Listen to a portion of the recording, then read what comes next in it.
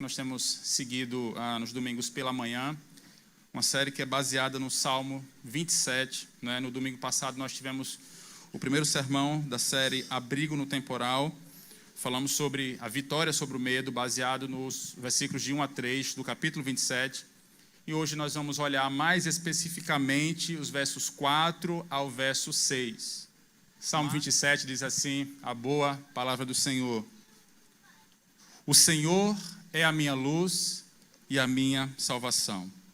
A quem temerei? O Senhor é a força da minha vida. De quem terei medo? Quando os malfeitores me atacaram para me destruir, eles, meus adversários e meus inimigos, tropeçaram e caíram. Ainda que um exército se acampe contra mim, meu coração não temerá. Ainda que a guerra se levante contra mim, ficarei confiante. Pedi uma coisa ao Senhor, e a buscarei, que eu possa morar na casa do Senhor todos os dias da minha vida, para contemplar o esplendor do Senhor e meditar no seu templo. Pois no dia da adversidade, Ele me esconderá na sua habitação. No interior do seu tabernáculo me esconderá, sobre uma rocha me elevará. Agora triunfarei sobre os meus inimigos, os inimigos que me cercam. Oferecerei sacrifício de júbilo no seu tabernáculo. Cantarei, sim, cantarei louvores ao Senhor.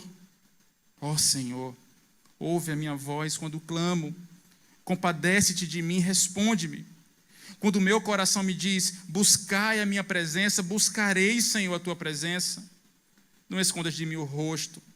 Não rejeites com ira o teu servo, tu que tens sido a minha ajuda. Não me rejeites, nem me desampares, ó Deus da minha salvação. Se meu pai e minha mãe me abandonarem, o Senhor me acolherá. Senhor, ensina-me teu caminho e guia-me por uma vereda plana, por causa dos que me espreitam. Não me entregues à vontade dos meus adversários, pois as falsas testemunhas e os que respiram violência levantaram-se contra mim. Creio que verei a bondade do Senhor na terra dos viventes. Espera pelo Senhor, anima-te e fortalece teu coração. Espera, pois, pelo Senhor. Vamos orar mais uma vez? Pai, tua palavra foi lida, será exposta, e pedimos que o Senhor nos dê a iluminação necessária para compreendê-la. A despeito das nossas muitas limitações, tanto no falar quanto no ouvir, pedimos que o teu Espírito Santo possa fazer a obra em nossos corações. Que o Senhor possa reordenar a nossa vida, que o Senhor possa endireitar o foco da nossa vida, que possamos sempre olhar para o Senhor, que possamos sempre depositar a nossa segurança e a nossa viva esperança no Senhor. Ajuda-nos, Pai, é o que nós te pedimos, em nome de Jesus. Amém. O livro dos Salmos, meus irmãos, é sem dúvida um dos livros mais importantes na história da redenção do povo de Deus. Esse livro não é importante apenas porque ele é repleto de hinos que eram cantados pelo povo de Israel. E esse livro também não é importante apenas porque nele nós achamos alguns dos poemas mais antigos do mundo. Um dos principais motivos pelo qual o saltério é importante para nós é porque ele nos serve como uma lente pelo qual nós enxergamos o mundo de forma mais nítida. Os salmos nos ajudam a enxergar a realidade da vida com mais clareza e nos convidam a olhar não só para fora, não só para o mundo, a realidade que nos cerca, mas também olhar para dentro de nós. Olhar para dentro de nós a fim de que nós tenhamos total lucidez diante dos nossos sentimentos e emoções. João Calvino, por exemplo, ele chegou a se referir ao saltério como uma anatomia de todas as partes da alma. Calvino dizia que em todo o saltério nós temos retratado ali o mais diverso leque das emoções humanas. Nós olhamos para o saltério e parece muitas vezes que nós nos enxergamos como se fosse um espelho. Ou seja, nós olhamos para os salmos, compreendemos melhor a realidade, pois eles não escondem de nós as alegrias e as lutas de se viver uma vida embaixo do sol, mas também olhando para o salmista ou para os salmistas, em seus mais variados contextos, nós aprendemos a reordenar e realinhar nossas emoções e sentimentos e desejos conforme a vontade de Deus. E certamente o Salmo 27 traz para nós esses aspectos. O Salmo 27 é um dos salmos mais conhecidos de toda a Escritura. Nele nós encontramos Davi escrevendo um belo poema, uma bela canção, um belo hino de louvor a Deus. E esse hino de louvor, pela leitura que nós fizemos, você percebe que ele não estava em um momento bom da vida dele. Davi estava passando por um momento de adversidade. Nós não sabemos ao certo qual o contexto específico ou qual a adversidade específica enfrentada por Davi, mas o fato é que ele estava sendo perseguido por homens, por inimigos que tinham força, inimigos que tinham poder para tirar a sua própria vida. Os inimigos de Davi, descritos nesse salmo e no contexto em que ele estava inserido, como diz o verso 2, queriam rasgar literalmente a sua carne. Foi isso que nós vimos na semana passada. Davi não sabia se o ataque dos seus inimigos seria repentino, se seria um ataque planejado, como nos diz o verso 3, mas ele tinha certeza de que homens se levantariam contra a sua vida. Esse salmo é um salmo que não esconde para nós que a vida, e que nem sempre a vida é feita de dias ensolarados. Nem sempre. Mas, ao mesmo tempo, ele nos aponta que mesmo que venha o temporal e os dias maus, nós sempre teremos em Deus um abrigo seguro para ancorar a nossa alma. Pois Deus é luz, Deus é salvação e fortaleza. E nós podemos usufruir dessa verdade hoje, quando nos relacionamos com Deus por intermédio de Jesus. Como vimos, essa é a nossa maior esperança. Em Deus nós estamos seguros. E a esperança cristã é uma esperança que se desfruta hoje, agora. Nós não esperamos apenas com os braços cruzados o dia em que o Senhor voltará e virá nos buscar e nos levar com Ele para as mansões celestiais, mas nós desfrutamos ainda hoje do fato de que Ele é luz, de que Ele é salvação e de que Ele é fortaleza para a nossa vida. Quando nós chegamos na segunda estrofe desse salmo, que vai do verso 4 ao verso 6, o texto que será objeto da nossa exposição, nós vemos o mais profundo anseio da alma do salmista. Davi está confiante, mas como nós veremos na semana que vem, ele está aflito. Qual é o grande anseio dessa alma? Qual o grande desejo da alma aflita de Davi? E quais as consequências de ter o anseio correto na hora do medo, da depressão, da solidão, do luto, da ansiedade e das mais diversas lutas das nossas vidas? Talvez você diga assim, pastor, olha, então esse não é um salmo para mim.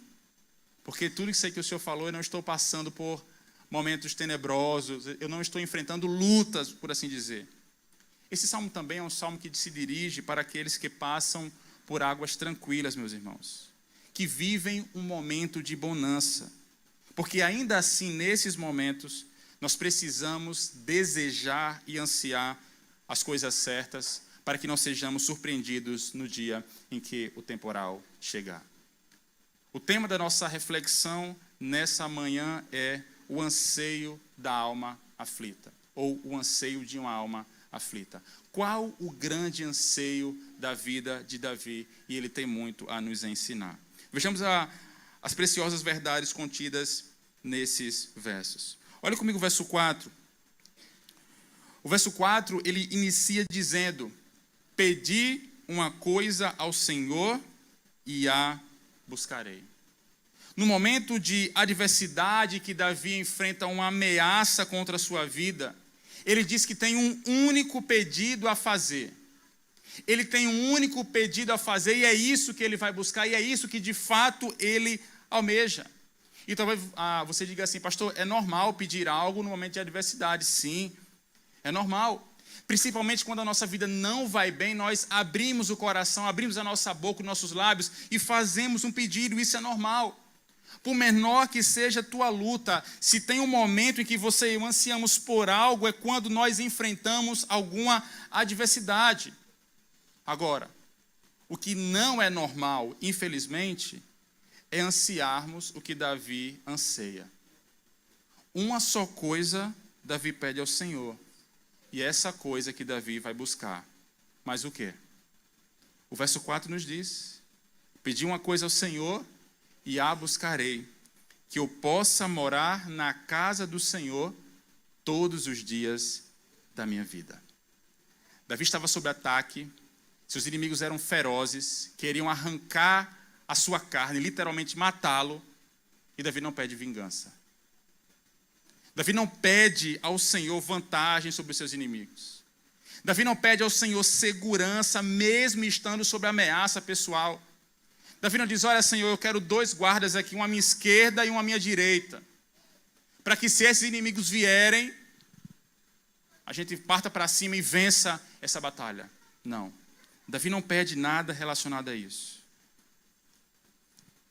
Ele quer morar na casa do Senhor todos os dias da sua vida. É claro que Davi não está dizendo que o Senhor tem literalmente uma casa física, onde ele poderia alugar e dividir essa casa com o Senhor. E nesse ponto, igualmente, ele não está falando também de um lar celestial, que ele quer morar no lar celestial junto com o Senhor. Lembre-se que os salmos, eles são repletos de uma linguagem poética. O termo morar aqui tem a ideia de permanecer, de habitar. Habitar na casa do Senhor quer dizer que Davi almeja viver na presença do Senhor e ter comunhão ininterrupta com o Senhor. É por isso que ele diz, eu quero morar na casa do Senhor todos os dias da minha vida. É isso que Davi pede. A única coisa que o Davi pede ao Senhor é simplesmente o seu maior desejo é ter comunhão ininterrupta com o Senhor. Ele quer passar todos os dias da sua vida na presença do Senhor. E, na verdade, esse foi o propósito de Deus para todo homem criado. Almejar o Senhor, ansiar pelo Senhor, desejar pelo Senhor. Nós somos criados para desejar a Deus, para ansiarmos a sua presença, para desenvolvermos uma comunhão ininterrupta com Ele, mas infelizmente, por conta do pecado, esse não é naturalmente o nosso maior anseio. E a pergunta que nos cabe agora não é outra senão, qual tem sido a tua uma coisa? Davi pede uma coisa ao Senhor, e essa coisa é viver todos os teus dias na presença do Senhor, desfrutando de uma comunhão ininterrupta com o Senhor. Qual é o teu maior anseio? Qual é o maior desejo da tua vida? O que você e eu temos desejado de todo o nosso coração? Talvez você diga assim, pastor, eu não sei não, eu vivo uma vida normal, né? Com afazeres normais. Sou tão ocupado que ultimamente não tenho desejado nada não. Mas o fato, meus irmãos, é que todos nós desejamos profundamente alguma coisa. Todos nós desejamos profundamente alguma coisa. A grande questão é, se Deus não for o maior anseio da tua vida, outra coisa vai ser. Se Deus não for o maior anseio da tua vida, aquilo que você mais deseja, mais almeja, pode ter certeza que outra coisa será o Senhor da sua vida. Em que você tem buscado pleno contentamento? O que é que tem ocupado o teu coração, o teu pensamento durante o dia? Em que você busca plena e total satisfação? Será no dinheiro? Será no status social, na situação política? Será no sexo? Será que é um cônjuge, um filho? O que mais você almeja nessa vida? Tenha certeza que o que você mais desejar nessa vida será aquilo que moldará e direcionará as suas ações e os pensamentos em todas as situações da tua vida. Infelizmente, poucos de nós podemos dizer que a única coisa que ansiamos com toda a nossa alma é o próprio Deus. E por isso, são poucos os que têm norteado a sua vida de acordo com a vontade do Senhor. Poucos de nós podemos dizer que o nosso maior desejo, uma coisa só eu peço ao Senhor, que eu possa desfrutar de uma comunhão ininterrupta com o Senhor. Poucos desejam com todo o coração desenvolver um relacionamento com Deus todos os dias da sua vida. E por isso, em sua vida prática, não refletem as gloriosas verdades do Evangelho.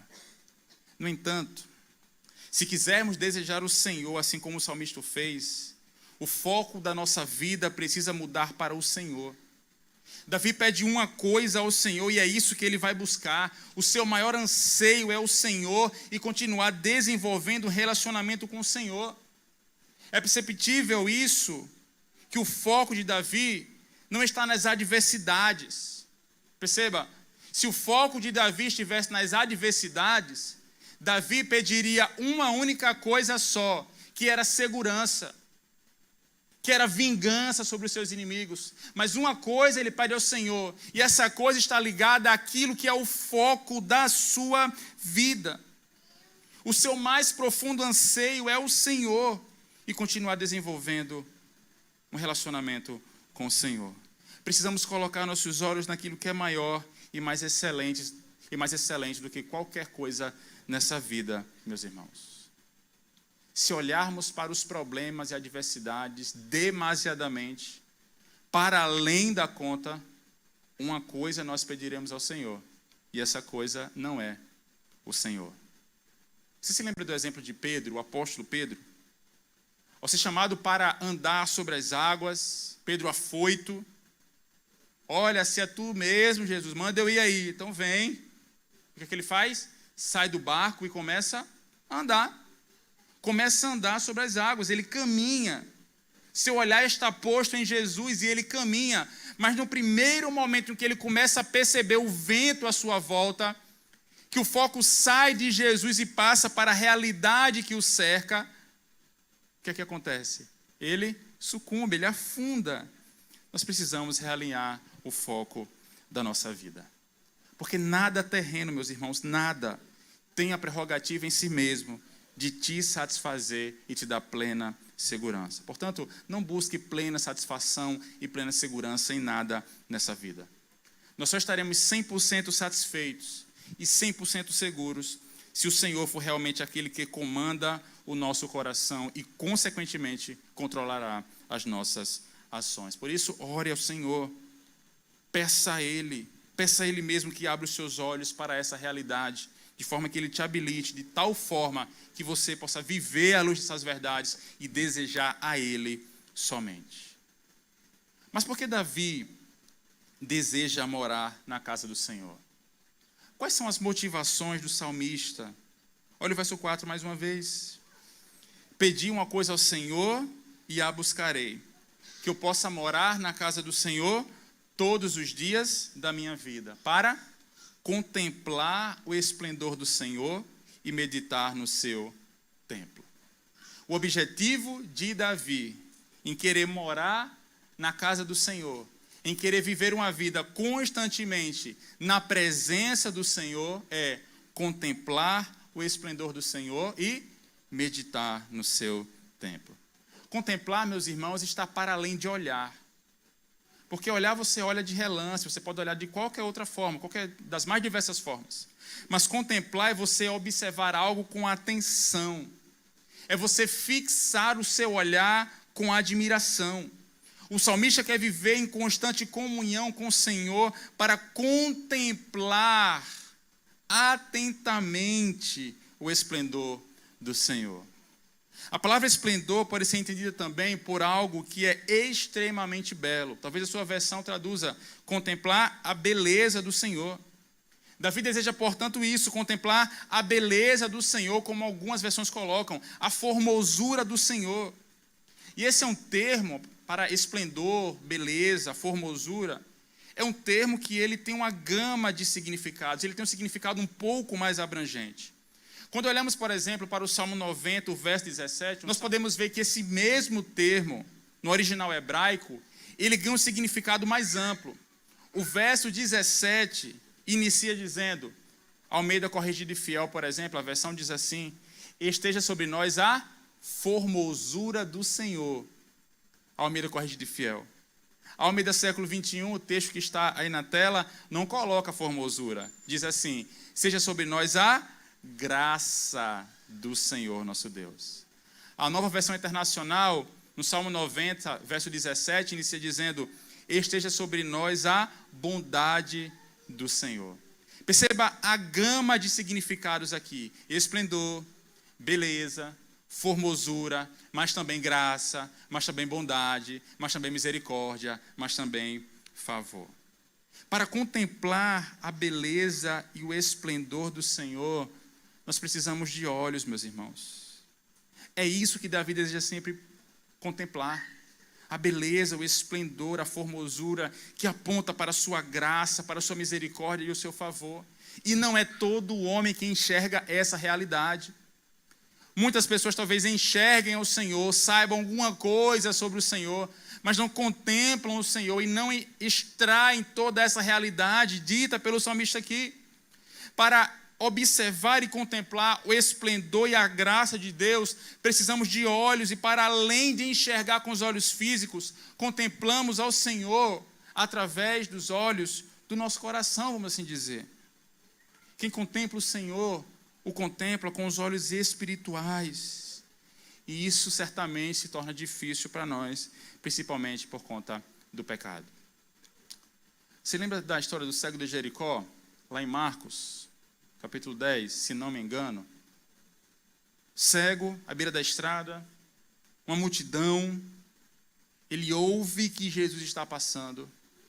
Muitos fariseus, pessoas que estavam ali, vendo, que viam os milagres que Jesus realizava, mas estavam cegos para a realidade de quem Jesus era, que Jesus era o Filho de Deus.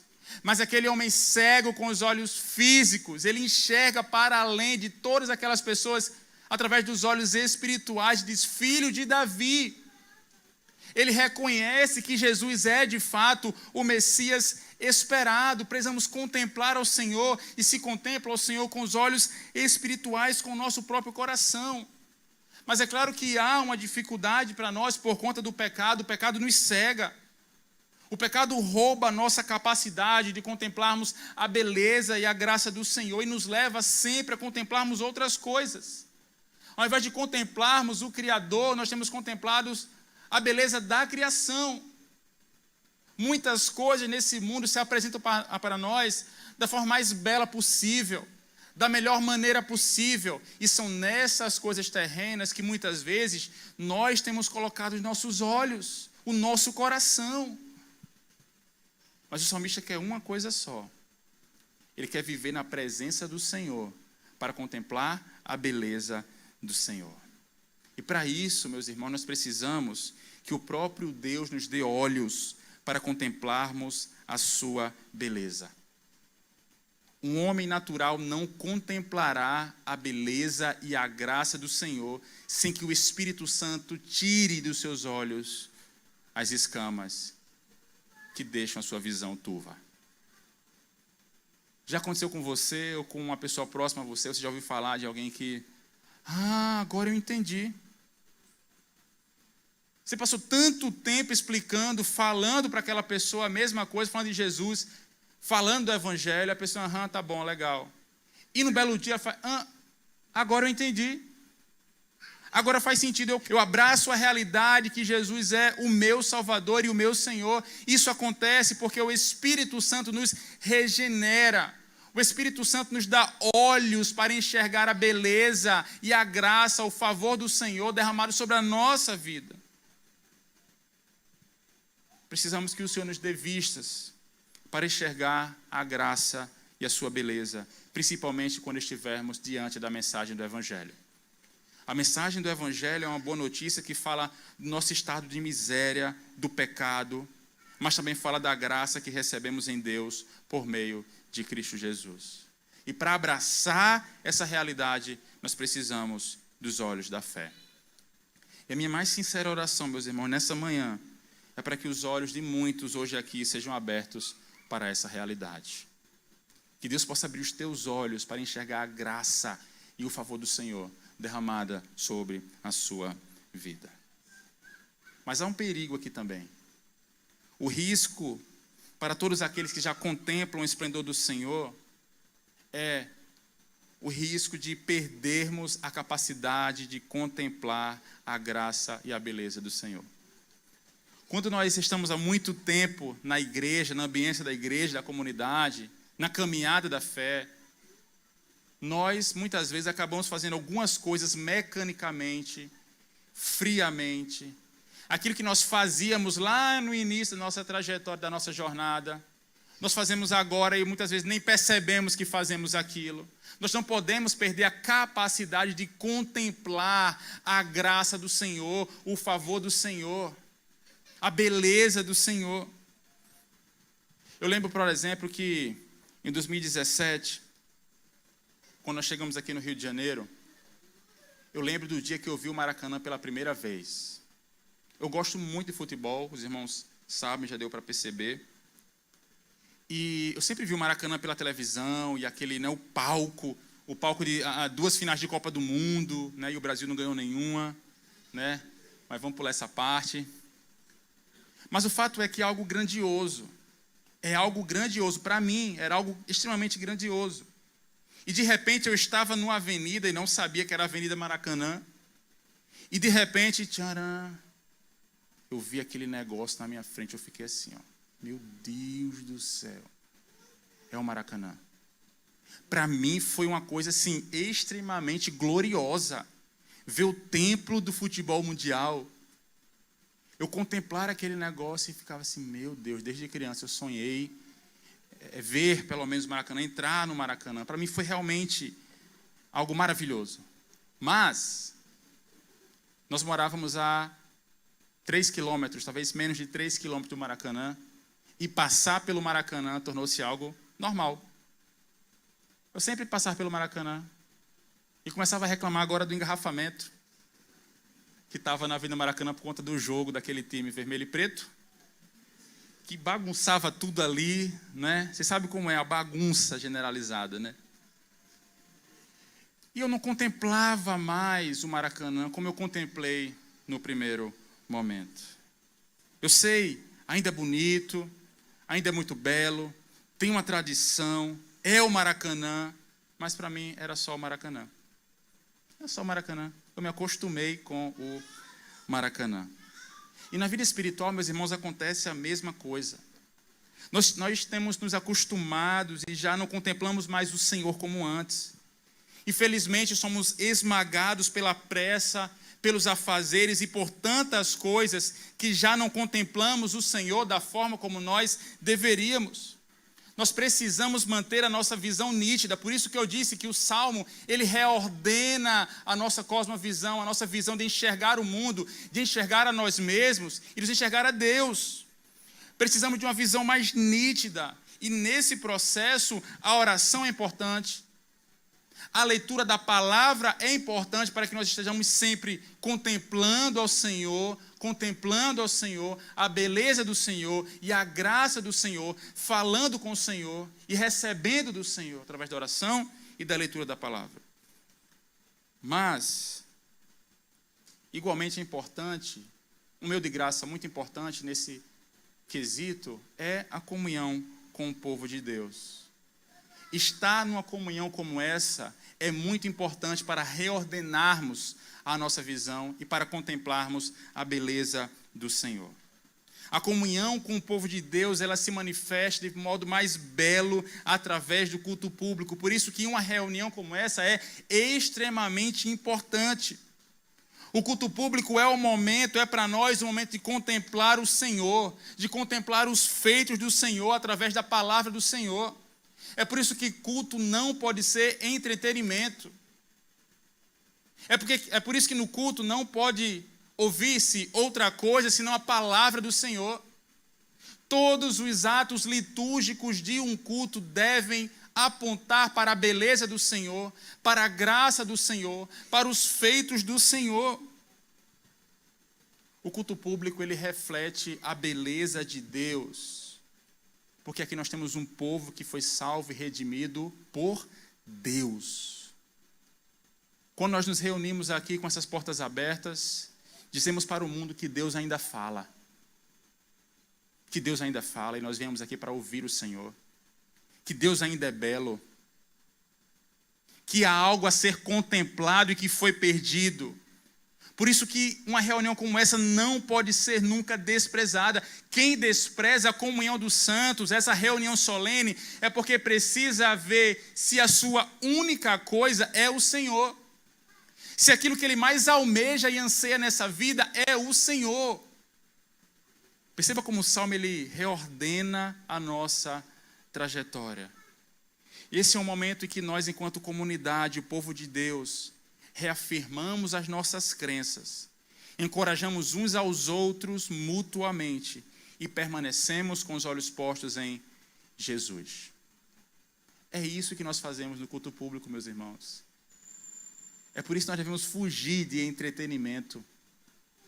Devemos fugir de pastores que negligenciam a palavra do Senhor. Nós queremos uma única coisa num culto: contemplar a beleza do Senhor, o esplendor do Senhor, o favor do Senhor e a graça do Senhor sobre as nossas vidas.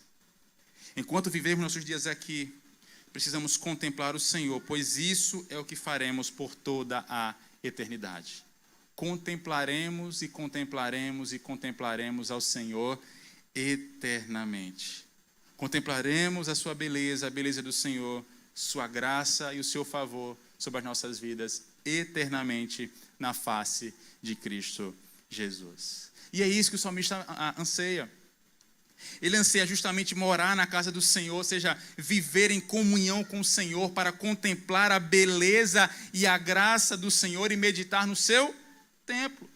Esse é um movimento natural, meus irmãos. Quem contempla, medita. Quem contempla, medita. Por exemplo, quando nasce um filho, né? Eu já passei por essa experiência 3 vezes. Eu tenho propriedade para falar sobre isso. Mas quando nasce o filho, você vê aquela coisa fofa ali no berço, dormindo. E você começa a olhar os dedos, os dedinhos, né? A orelhinha. Vê a perfeição daquele bebê chorão. Você começa a meditar sobre a vida. Da maravilha que é você gerar uma vida. Quando você vai, por exemplo, para uma galeria de arte, contempla os belíssimos quadros, as esculturas, você é incapaz, a não ser que você seja um insensível, mas você é incapaz de não meditar. Você olha o quadro maravilhoso. Eu tive a oportunidade de, no ano passado, visitar a Galeria de Arte dos Estados Unidos e ver quadros originais de Da Vinci, de Rembrandt, e você olha a beleza daqueles traços e você começa a meditar, não na peça em si, mas no Criador. Poxa, como é que naquele tempo Rembrandt conseguiu? Olha essa técnica de luz. Olha como eles... Não tem como. Quem contempla, medita. Contemplar não é uma coisa vagarosa. Contemplar é uma coisa que exige tempo e exige a nossa mais profunda atenção. Precisamos de atenção. Precisamos meditar. E Davi nos encoraja a contemplar a beleza do Senhor, meditar no templo do Senhor, ou seja, meditar nas grandezas de Deus. Porque é isso que um templo simbolizava. Não existia templo aqui nesse contexto, até porque o templo vem com Salomão. É Salomão quem constrói o templo. O templo simbolizava a grandeza de um Deus. E é isso que justamente o salmista quer dizer. Eu quero meditar na grandeza de Deus, contemplar a beleza, a graça, o favor do meu Deus e meditar na grandeza do meu Deus. E quando nós chegamos no versículo 5, nós vemos que Davi continua expressando o motivo em querer estar na presença de Deus. Olha o que ele diz: pois no dia da adversidade ele me esconderá na sua habitação. No interior do seu tabernáculo me esconderá, sobre uma rocha me elevará. Por que Davi quer permanecer na presença de Deus? Porque Deus o manterá seguro quando surgirem as adversidades. Deus vai manter Davi seguro quando os problemas vierem.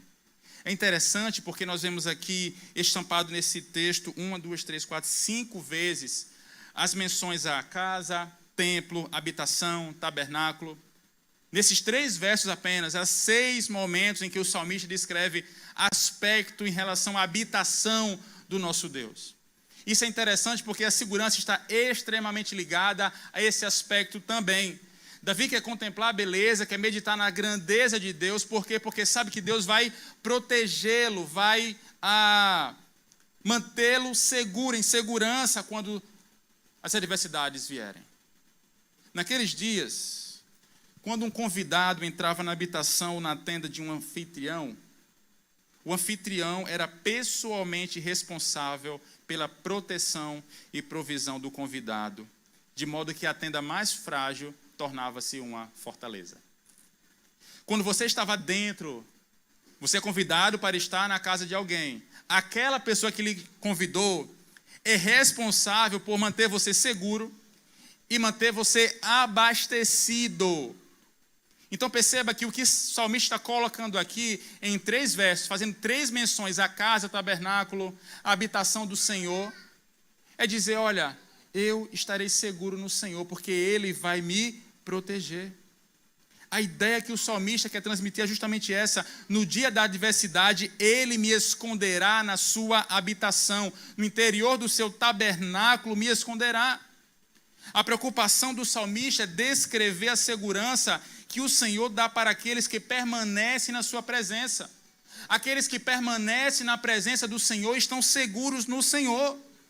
O Senhor é forte, tem um braço forte para proteger e assegurar todos aqueles que nele se refugiam. Você lembra do texto que nós lemos? Primeiro texto da nossa liturgia, Salmo 34, verso 8. O verso 8 do Salmo 34, ele reforça para nós tudo que nós temos visto até aqui. Provai e vede que o Senhor é bom. Bem-aventurado quem nele se refugia. O homem que se refugia no Senhor é bem-aventurado. O homem que se refugia no Senhor é feliz, é demasiadamente feliz, é um homem abençoado. Perceba, experimentamos plena segurança, não porque nossos planos sempre dão certos. Nós experimentamos uma plena segurança, não porque nós temos dinheiro suficiente, porque nós temos contatos suficientes, ou porque nós somos fortes o suficiente. Nós experimentamos de uma plena segurança por conta do favor e da graça de Deus sobre as nossas vidas. Em Deus, nós sempre estaremos seguros, meus irmãos.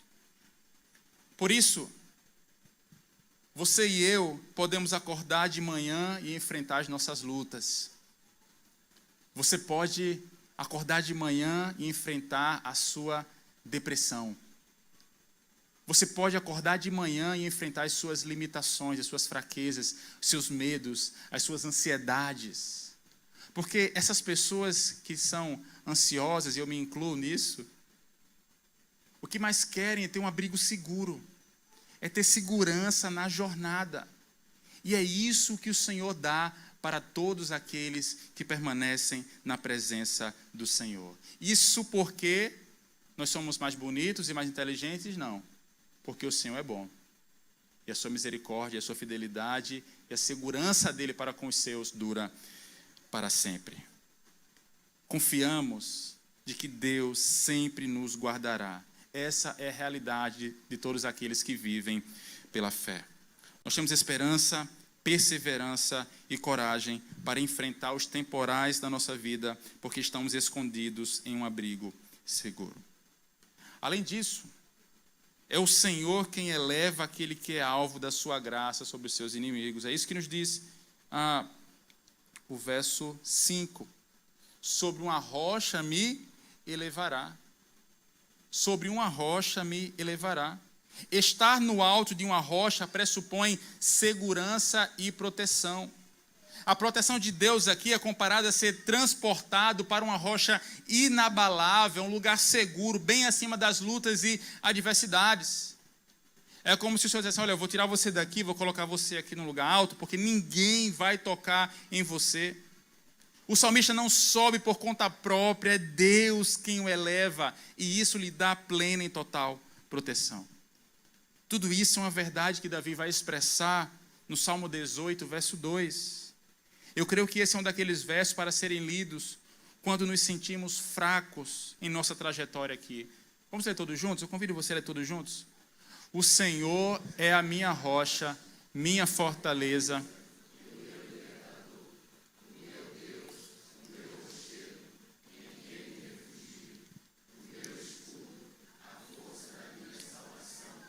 E a minha torre de proteção.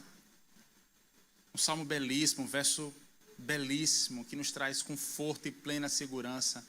A segurança de que o Senhor é o nosso libertador, é a nossa rocha, é a nossa fortaleza, é o nosso rochedo, é o nosso refúgio, é o nosso escudo, é a força da nossa salvação e uma torre de proteção. O Senhor é proteção, é refúgio, é abrigo para todos aqueles que nele se refugiam. E se Deus garante pleno deleite e segurança para o salmista, qual é o resultado de tudo isso? O salmista não pode terminar essa certeza fazendo outra coisa, senão aquilo que ele vai descrever no verso 6. Leia comigo. Agora triunfarei sobre os meus inimigos, sobre os inimigos que me cercam. Oferecerei sacrifício de júbilo no seu tabernáculo. Cantarei, sim, cantarei louvores ao Senhor. A certeza da proteção do Senhor leva o salmista a descansar o coração no fato de que, pela graça de Deus, ele triunfaria sobre os seus inimigos. Pela graça de Deus, ele triunfaria sobre os seus inimigos. E à luz dessa certeza, Davi não pode responder de outra forma senão oferecer sacrifícios de júbilo ao Senhor, sacrifícios de alegria ao Senhor e entoar louvores ao Senhor. Outras versões vão dizer salmodiar ao Senhor. Os sacrifícios de júbilo são sacrifícios de ações de graças que eram destinados ao Senhor. Mas não perca de vista aqui um ponto importantíssimo nesse processo. O sacrifício foi instituído por quê? Por conta do pecado. O sacrifício foi instituído por conta do pecado e somente aquele que se reconhecia pecador precisaria oferecer sacrifício. Ou seja, Davi está reconhecendo que é um pecador e que o pecado é algo grave. Seria necessário, ele sabia, derramamento de sangue para que seus pecados sejam expiados, fossem expiados. E a iminência de perdão que o salmista recebe faz com que ele fique feliz, contente, por saber que o próprio Deus providenciou graciosamente uma maneira para que ele pudesse escapar dos seus adversários, dos seus inimigos. Leia-se o pecado. O Senhor dá escape para aquela que é a nossa maior adversidade, que é justamente o pecado e, consequentemente, a morte. Pois o salário do pecado, a consequência do pecado é a morte. E não há motivo maior para celebrar do que esse. Davi sabia que Deus poderia livrá-lo dos seus inimigos, dos seus adversários. E à luz de tudo isso, ele diz, olha, eu vou fazer um voto ao Senhor, eu vou oferecer sacrifício de louvor, de júbilo.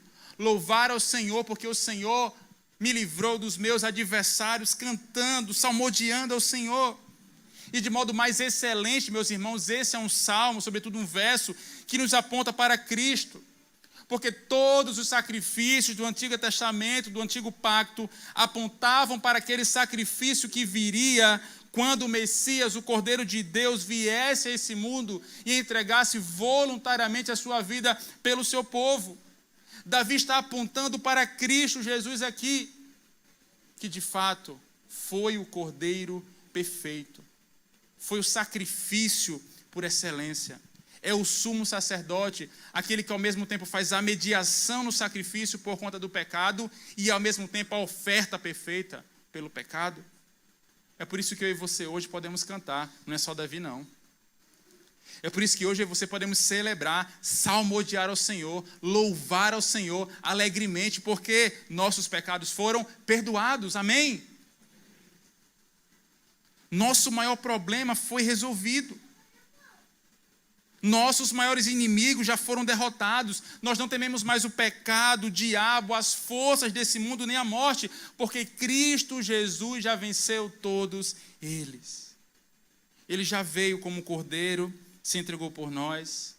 Ele mesmo derramou o seu sangue para que pudéssemos cantar um cântico novo, um cântico de vitória. Por isso que nós podemos celebrar, louvar o Senhor e salmodiar. Que tipo de hino tem saído dos seus lábios? Qual é a música que tem saído da sua boca? A música que vem do seu coração? A música de Davi deixou de ser uma música triste. Deixou de ter um acorde menor. Não é isso, David? um acorde menor, uma música mais, talvez mais cabisbaixa. Não, não é mais assim. A música de Davi agora é uma música alegre, um cântico de vitória, um cântico de celebração. A misericórdia de Deus colocou uma música nova no coração daquele homem que passava por uma grande adversidade, e igualmente coloca um cântico novo nos lábios de todos aqueles que se acham guardados em Deus e sobre a rocha segura que é Cristo Jesus. O Senhor nos dá um cântico novo. Cantai ao Senhor um cântico novo, e nós podemos cantar um cântico novo, um cântico de vitória. Um cântico de vitória. Veja como esses versos, nos ajudam a enxergar a realidade de quem somos e a realidade da vida de forma mais nítida. O anseio do salmista e tudo o que ele nos apresenta aqui só foi realidade em sua vida porque ele permaneceu no Senhor. Igualmente, meus irmãos, eu e você precisamos permanecer na videira verdadeira que é Cristo Jesus. Porque desconectados de Cristo Jesus, desconectados da videira verdadeira, nós não daremos os frutos necessários na hora do sofrimento, mas também na hora da alegria. Porque nós precisamos reordenar nossa visão também nos momentos alegres, nos momentos de bonança, porque muitas vezes nós achamos que foi a nossa expertise que conseguiu, a nossa habilidade em negociar que conseguiu, o nosso trabalho que conseguiu, mas nós sabemos, em última instância, que toda boa dádiva e todo dom perfeito vem do Pai das luzes, vem do alto, em quem não há sombra de variação. Portanto, devemos ansiar pelo Senhor, reposicionar o nosso coração. Não há nada que possamos ansiar nessa vida que nos dará pleno descanso e segurança. O nosso coração só encontrará deleite e repouso quando encontrar no Deus vivo o que tanto procura. E em Cristo Jesus isso se torna verdade. Ele nos dá um novo coração. Nossos anseios são realinhados e com isso estamos habilitados a desejar a Deus cada vez mais. Igualmente, precisamos contemplar a beleza do Senhor. Há muita coisa nos sendo sugerida, meus irmãos, muitos falsos espetáculos sendo oferecidos pelo mundo, mas a beleza de verdade nós só encontramos em Deus. Beleza de verdade nós só encontramos no Criador, não na criatura. Ele é totalmente misericordioso e nós vemos a grandiosidade da formosura do Senhor quando nós nos deparamos e contemplamos o espetáculo da graça de Deus estampada na cruz do Calvário. Não há espetáculo mais belo a ser contemplado por nós. O espetáculo da graça. Ele enviou Jesus, o seu único filho, para que pudéssemos ter perdão das nossas dívidas e, à luz da sua vida e obra, nós contemplássemos a beleza de Deus. Contemplar ao Senhor só é possível pelos olhos da fé, e a fé é um dom de Deus. Portanto, peça ao Senhor que te dê olhos para enxergar o seu esplendor e o seu favor na pessoa bendita de Jesus. De igual modo, nós aprendemos nessa manhã que nós precisamos tirar o foco dos problemas e colocar em Deus. Quando nós olhamos demasiadamente para os problemas e as adversidades, parece que o nosso Deus fica menor. Nossos problemas se agigantam e parece muitas vezes, nesse olhar turvo, que Deus vai ficando cada vez menor. Mas nós precisamos enxergar a realidade da vida como é de fato. A vida é difícil, é dolorosa, é complicada, é verdade, mas com foco no Senhor, saberemos que temos um Deus grande, poderoso e que nos fará triunfar sobre as adversidades e em quem a nossa alma está muito bem segura. Jesus, por exemplo, não considerou a dificuldade da cruz em grande estima, porque ele sabia que seu Pai era maior. É claro, ele chorou lágrimas de sangue, enquanto o homem, 100% homem, ele pediu: Pai, se for possível, passa de mim esse cálice, mas que não seja feita a minha vontade, mas a tua vontade. Ele ficou aflito em como homem, é verdade, mas a certeza de que o Pai o livraria da morte foi muito maior para ele. Por isso ele vai até as últimas consequências para nos salvar. E isso nos é um grande encorajamento. Vamos tirar um pouco os olhos dos nossos problemas e vamos colocar o foco da nossa vida em Deus. E em último lugar, viva uma vida de constante louvor a Deus. À luz de toda essa verdade, tudo que nós ouvimos na semana passada, que o Senhor é nossa luz, nossa salvação, a fortaleza da nossa vida, à luz do que ouvimos hoje, que se estivermos na presença do Senhor, Ele nos guardará, Ele nos protegerá. À luz de todas essas verdades, meus irmãos, a única coisa que nos cabe é louvar ao Senhor de todo o nosso coração.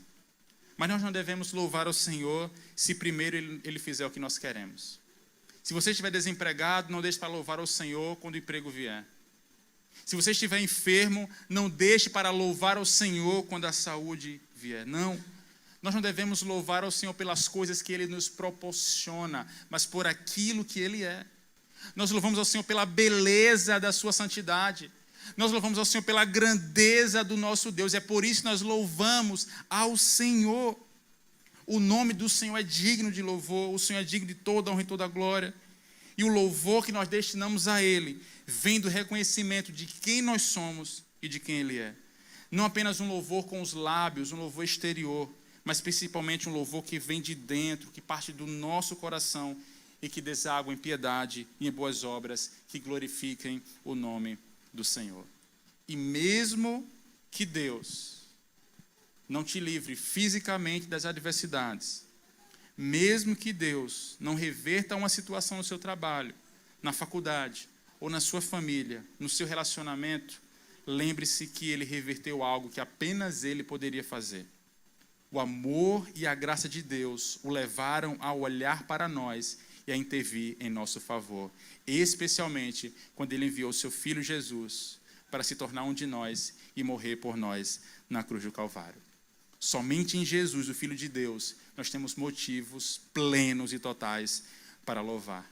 Porque se estivermos guardados nele, escondidos nele, nossos inimigos, o pecado, a morte, as forças do mundo, o diabo, jamais nos vencerão. E se isso não for, meu irmão, um motivo para você celebrar com alegria o Senhor, para você sair daqui hoje vibrando nessa manhã, é preciso que você reveja o foco da sua vida e o mais profundo anseio da sua alma. Vamos orar?